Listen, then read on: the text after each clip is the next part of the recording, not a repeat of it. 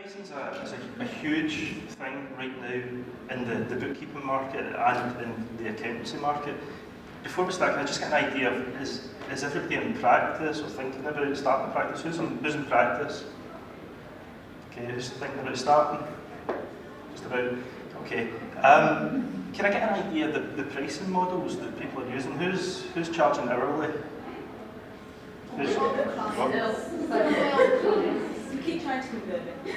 Who's charging something else, some other way? Well, it probably is an hour really, but I just look at roughly how long people are staying Just to get a big I think. And add a little bit more. Yeah. For those of you who've heard me talk before, I'm not going to go over the old ground about hourly versus fixed price. At the Bookkeepers Alliance, we've kind of settled on a menu pricing option being the best pricing option for bookkeepers and for accountants.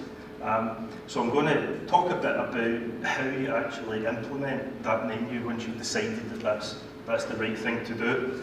So just to start off, who's seen these or bought these? What are they? Pick and mix. Yeah. When I was wee, this was the only way to buy pick and mix. You went in and you picked what you wanted and you put it in a bag. But there's a problem with buying pick and mix this way. Know what it is? When did you find out how much it's costing you?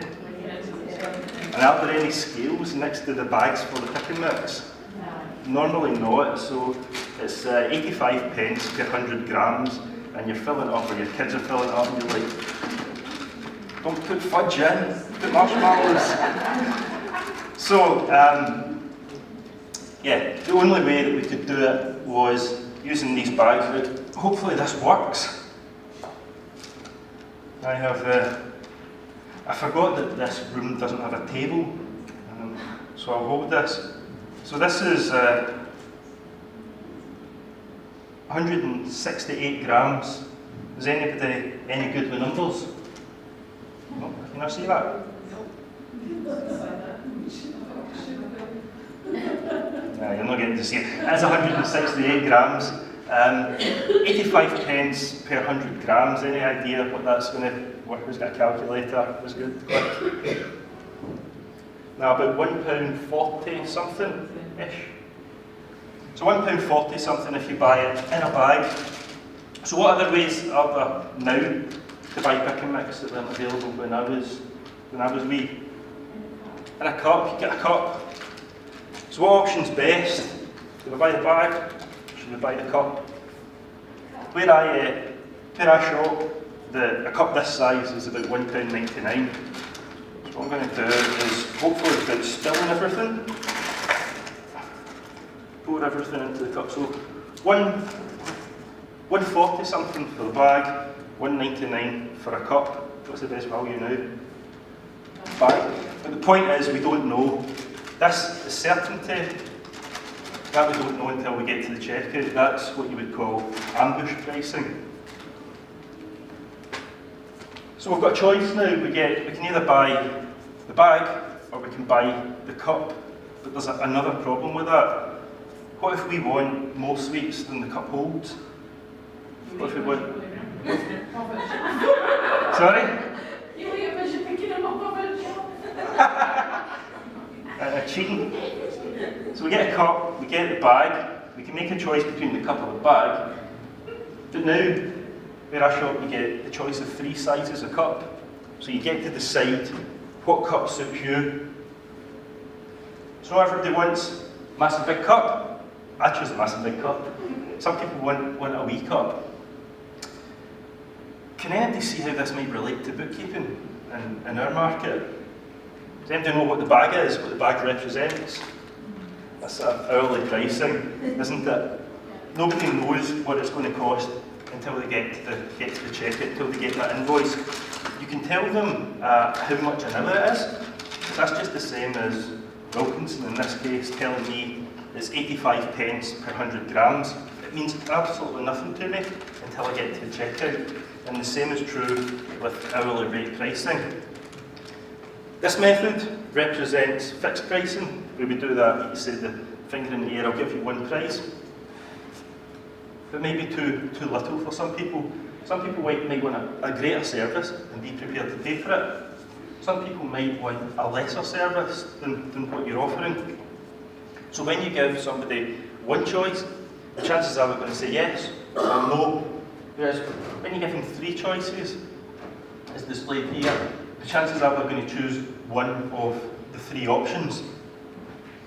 So that's what menu pricing is all about. It's about giving your clients the choice and letting them choose the service that's right for them. I made a huge mistake putting that sweet in my mouth. So, going through, once you've decided that menu pricing is the right choice for you, and if you've not seen some of this previous stuff I've done, we've got a webinar on the Bookkeepers Alliance website that talks you through why we think that menu pricing is the right choice. And it uses a lot of previous research by people a lot smarter than me to determine that, firstly, consumers want a choice, and secondly, how we make these decisions. When we're presented three options, if we can't choose between the three options very easily, we tend to choose what behavioural psychologists call the Goldilocks option, and that's the middle option. So just by arranging your prices in a certain way, you can determine what your clients are most likely to choose. So 5 steps to creating your menu. If you've been in any of the sessions with Mike or even Dillis, you'll know that we talk about ideal clients a lot and understanding your ideal client. And it really is, not just for marketing, but the first step in creating a menu price is to understand your ideal client. So if you've not seen any of the sessions before, why do we talk about ideal clients? From a marketing point of view, it's because we don't have unlimited time or resources to market to everybody, so we need to be selective and we need to choose the people that we market to. So who's in business again, remind me? What kind of advertising do you do? Just shout out. Sorry? Facebook. Right. A couple represent Facebook. Anything else? Right. Okay. Adverts in local papers. Maybe a village magazine. Maybe a postcard in the post office. So this is essentially what we're doing. We're spreading our adverts round about. We're not particularly thinking about any client. We're thinking that we can do bookkeeping for every client. So what we're essentially doing is these are all our potential clients, and we are hoping that some of our adverts catch a couple or enough to make our business viable.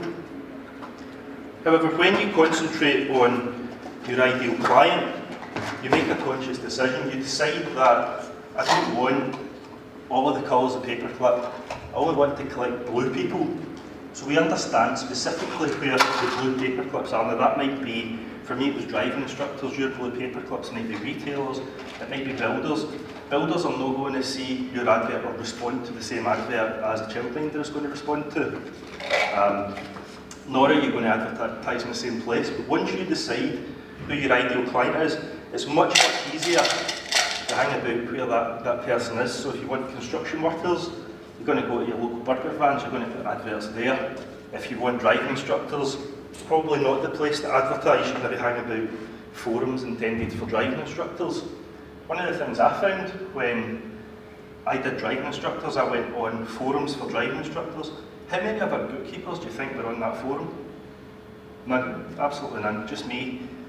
So after answering a few questions, who do you think they're going to when they need a bookkeeper?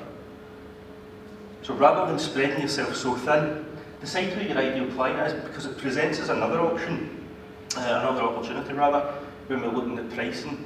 It enables us to understand what their pain, problem and fear is. And when we understand their pain, problem and fear, it makes it easier for us to define our core offer. So you might think, well, it's easy, your core offer is bookkeeping, but bookkeeping is not the same as bookkeeping. Let me explain. If you're going to do bookkeeping for somebody in construction, you're going to do a lot of different things that will not apply to if you're doing driving instructor, or if you're doing somebody in retail. So the package that you design is going to be different depending on the type of client you're designing it for. Now I know that there are other people out there talking about menu pricing and who advise you to do a menu price for every single individual client. I think that's a lot of work. Designing a menu is not an easy thing. It's something that takes hours or days or weeks, something you need to put loads and loads of thought into. It's not something that I would want to do every single time I've got to quote to a new client. So you get to define your core offer. The next step is that you take that core offer and you break it down into the individual component tasks of it. I would encourage you to break it down into two groups of tasks. The first group of tasks are those that are absolutely 100% necessary to deliver that core offer. So that's things like processing the purchase invoices, processing the sales invoices, doing the bank reconciliation. For construction, it might be CIS returns. Define the ones that are absolutely critical to you delivering that core offer, and then define a second list of tasks. These are what I would call added value tasks. These are things that we don't absolutely need to do to deliver that core offer, but would be nice to have. So if your ideal client is a retailer, it may be that they can't close their shop during the day in order to bring their paperwork to you. So an added value task might be that you pick the paperwork up from them. It's not absolutely necessary to deliver the service that you're delivering to them, but it's something that might be nice for them to have. It might be that you decide that you're going to return their paperwork quicker. It might be that you're going to process it in 5 days rather than 2 weeks. It might be that you're going to answer phone calls from them rather than make them send their questions in by email. It might be that you're going to have a monthly or a quarterly meeting with them to discuss some of the issues that they're having rather than them phoning or emailing you. And there's probably some of you sitting in here thinking, but I do that already. Do you get paid for it? Or is it something that's just developed, you've just done it because you've always done it? And once you define these tasks, you can go back to your cups, you can start to define what your small package and medium package and your large package is. The small package is only going to be those core tasks, the ones that are absolutely necessary to deliver the core service. The middle one might be a couple of added things. You might deal with HMRC on their behalf, you might pick up an email from them and answer it within a day. And the large package is going to be all the core tasks plus all of the added value, nice to have tasks. And then the last step is to give your packages names and to price the packages. A lot of people think that we start off with an idea of what we want to charge. I would encourage you to end with it.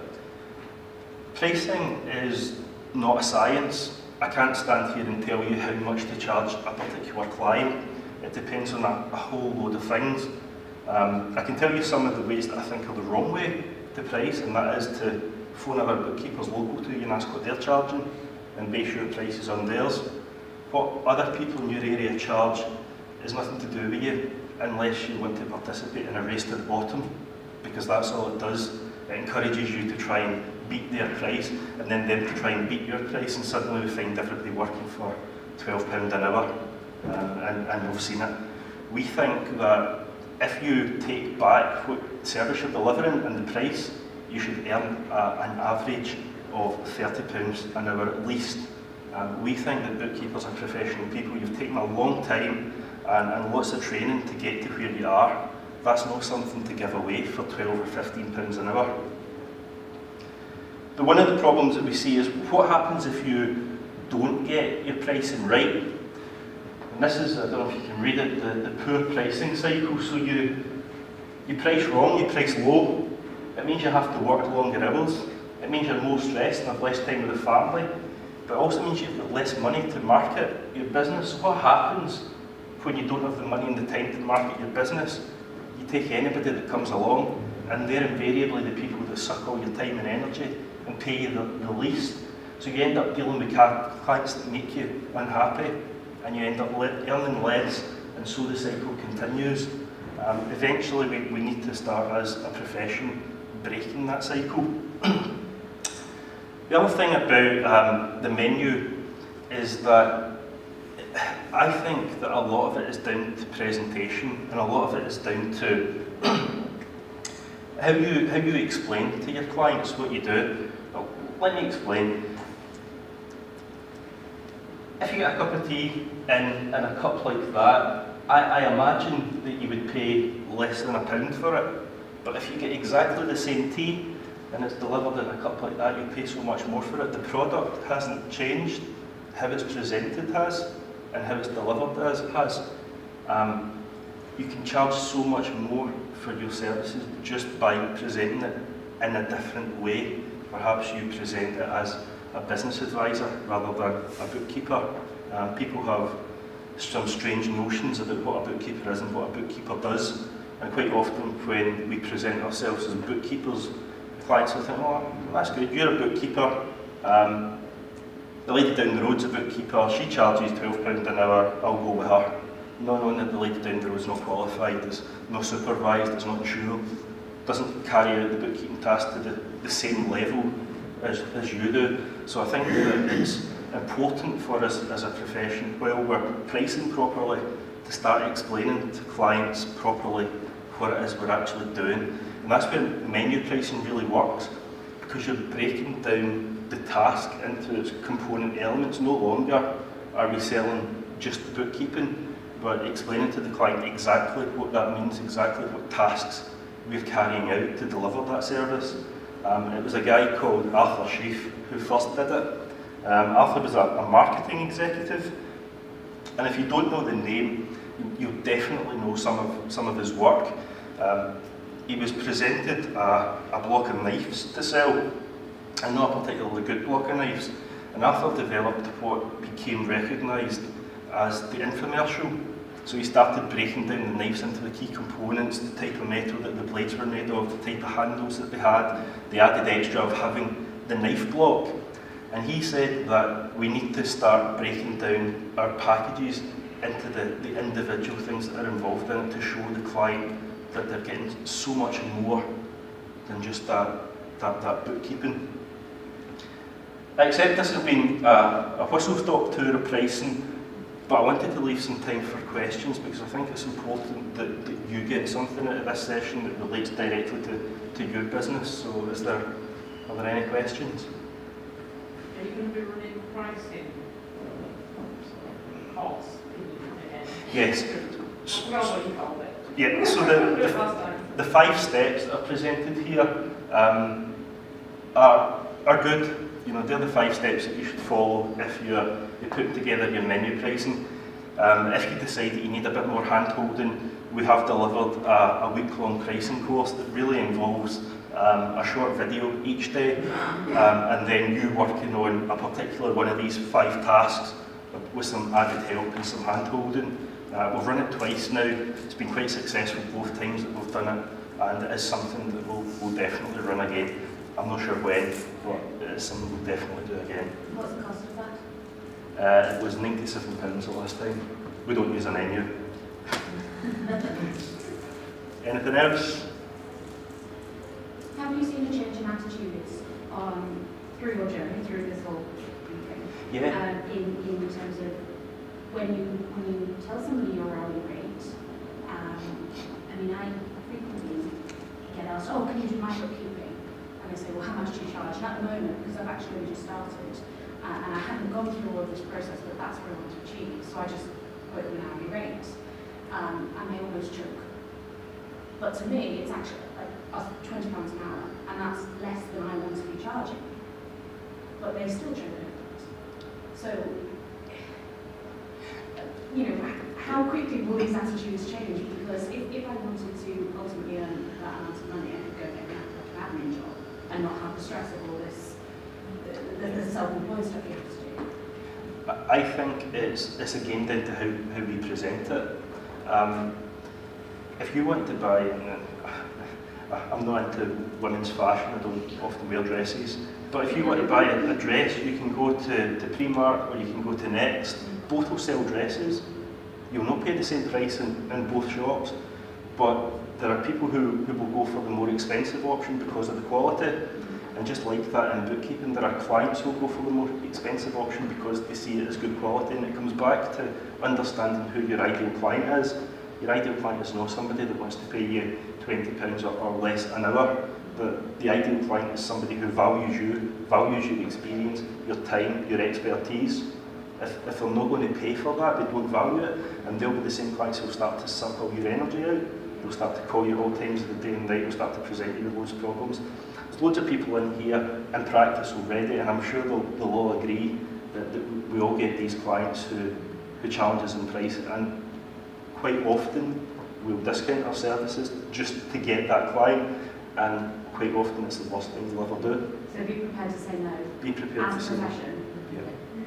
Because we're not helping anybody else if we're underselling Yeah.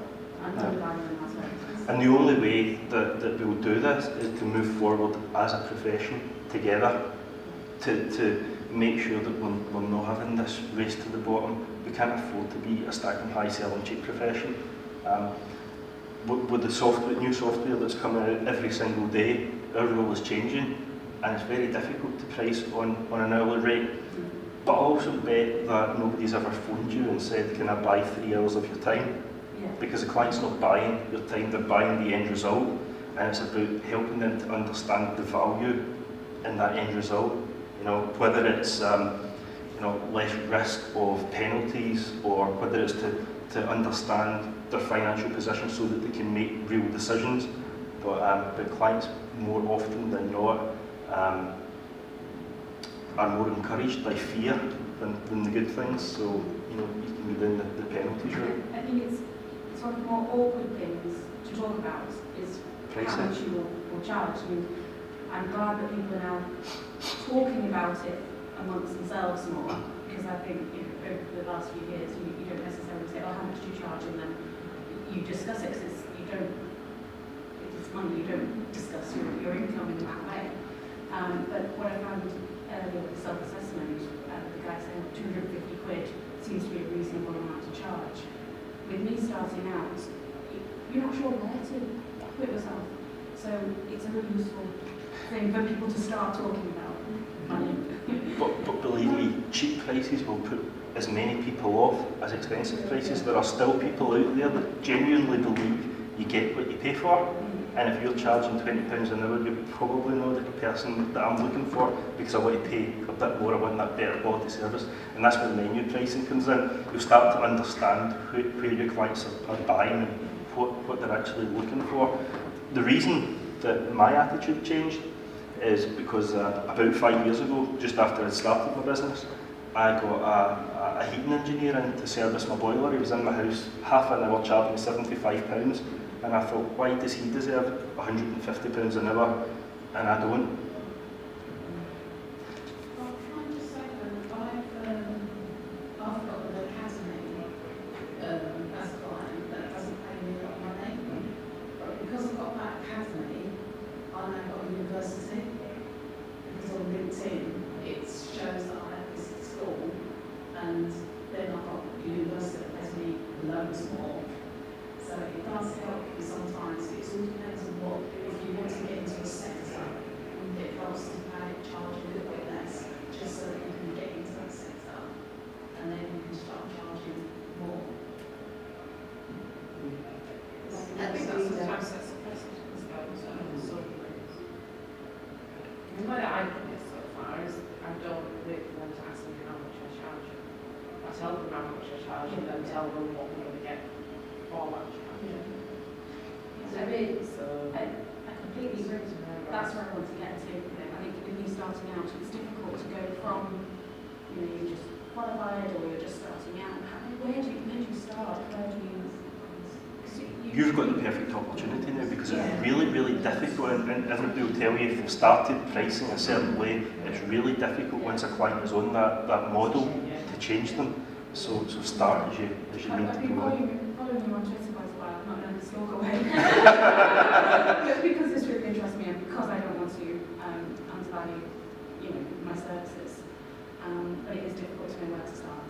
If I'd known this way when I started working 2.5 years ago, that's where I'd started rather than on our. But it takes time, doesn't it? It takes time, like you said, to put it all together. Yeah. So when that first time comes along, and you actually haven't had the time yet to set aside the week or the 2 weeks to really put your structure in place. So then use it's almost this like time. Like, oh, X amount.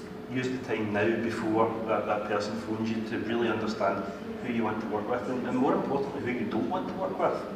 And start to put together that structure so that when the phone is there, and if you've got a bit of paper that you can actually present to the client, it also prevents this discounting thing, you know, because we've all done it, we've all presented a price to a client, and then there's silence for 3-4 seconds, but it feels like forever, and you suddenly think in your mind, oh, it's too expensive, I must discount, and you start talking, you start discounting, whereas having it in a bit of paper prevents that. I'm conscious that we're getting towards the end of the day and we've got one last keynote session. So if anybody's got any more questions, feel free to drop me an email or tweet, and I'll do my best to answer them. But I hope this has been helpful. Thank you.